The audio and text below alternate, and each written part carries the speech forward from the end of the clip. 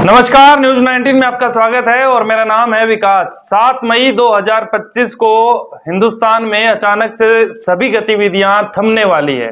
दरअसल पहलगांव में आतंकी हमला हुआ था, उसके बाद देश के अंदर गुस्सा है और इसी गुस्से को भांपते हुए हिंदुस्तान की सरकार यानी कि मोदी सरकार लगातार बैठकों पर बैठकें कर रही है। हो सकता है कि आने वाले कुछ घंटों में या कुछ दिनों में पाकिस्तान के ऊपर हिंदुस्तान की सेना बड़ा अटैक कर सकती है, हमला कर सकती है और पाकिस्तान जाहिर सी बात है इसका जवाब देगा। तो उस जवाब से हिंदुस्तान की जनता को कोई नुकसान ना पहुंचे, इसके लिए 7 मई को देश भर के लगभग 250 जिलों में यानी कि 250 उन शहरों को चुना गया सरकार की तरफ से जहां पर अगर पाकिस्तान हमला करता है तो नुकसान सबसे ज़्यादा हो सकता है। इन 250 शहरों में, इन 250 जिलों में वो बॉर्डर से लगते हुए तमाम शहर शामिल हैं। राजस्थान के भी इसके अंदर 24 ज़िले शामिल किए गए हैं, खासकर वो ज़िले जो पाकिस्तान की सीमा से सटे हुए हैं।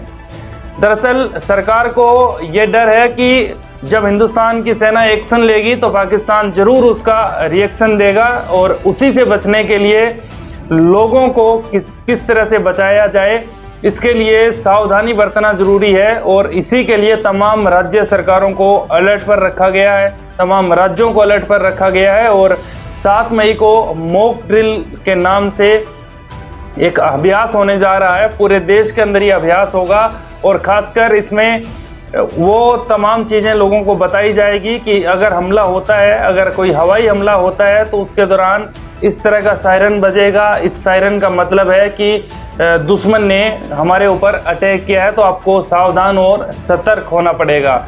जिसके बाद आप जहाँ रहते हैं वहाँ की तमाम लाइटें आपको बंद करनी होगी।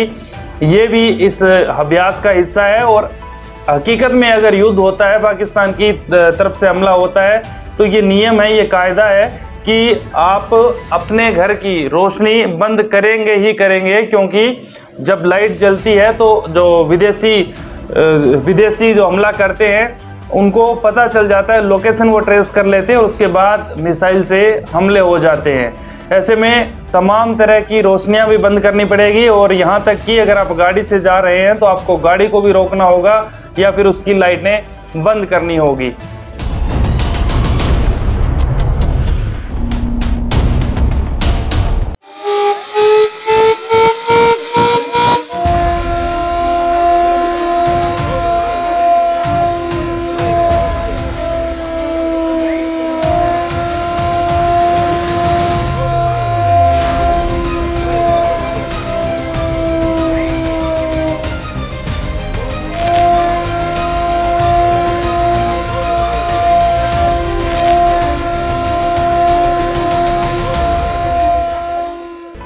चौबीस शहर राजस्थान के इसमें वो चुने गए हैं जिसमें जैसलमेर भी आता है, जिसमें श्री गंगानगर भी आता है, जिसमें जोधपुर भी आता है।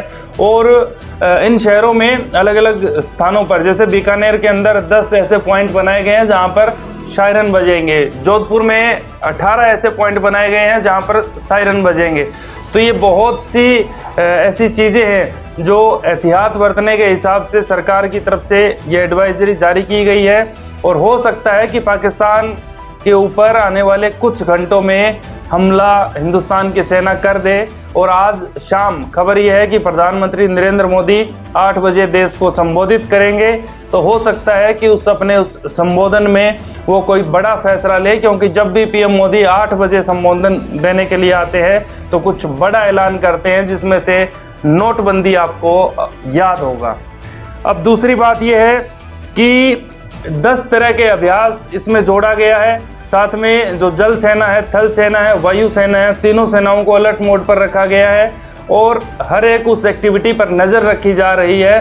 तो ये तमाम चीज़ें इस तरफ इशारा करती है कि हो सकता है कि आने वाले कुछ वक्त में बहुत जल्द हिंदुस्तान पाकिस्तान पर हमला करने जा रहा है, क्योंकि पूरे देश की यही मांग है। और सबसे ज़्यादा जो अनुमति लेनी पड़ती है वो अमेरिका से लेनी पड़ती है और अमेरिका, रूस समेत तमाम देश हिंदुस्तान के साथ खड़े हैं। और ट्रंप इशारों में ये बात बोल भी चुके हैं कि हिंदुस्तान पाकिस्तान पर हमला करेगा। आप क्या सोचते हैं कि क्या हिंदुस्तान की सेना को या भारत को पाकिस्तान पर अब हमला करना चाहिए?